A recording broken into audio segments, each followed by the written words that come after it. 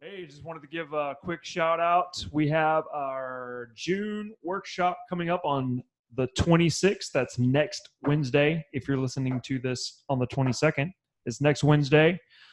We have our topic is going to be investing in Galveston. We're calling it Galveston Real Estate Investing Island Style.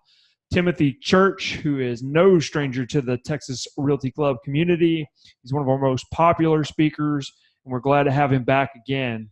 Tim is a realtor, a real estate investor down on Galveston Island.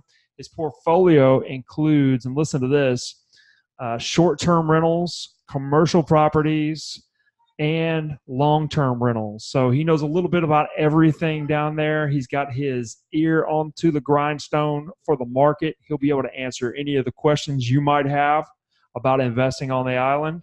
And we will have our regular old good time with all the folks down at the Freeman Branch Library in Clear Lake.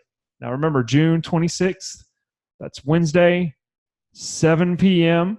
We'll open the doors. You can come a little earlier. I'm not going to kick you out. I'm not going to keep you out. 7 p.m.